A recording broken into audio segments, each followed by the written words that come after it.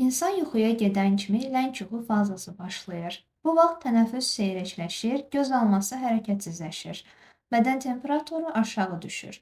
Ləng yuxu 1-1,5 saat davam edir.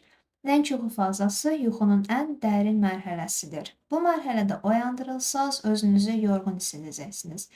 Tez yuxu fazasında nəbz və tənəffüs sürətlənir, göz qapaqları altında gözlər tez-tez hərəkət edir. Tez yuxu 10-15 dəqiqə, səhərə yaxın isə 20-30 dəqiqə davam edir. İnsan həm tez yuxu, həm də ləng yuxu fazasında yuxular görür. Tez yuxu fazasında görülən yuxular adətən əfsanəvi yuxular olur.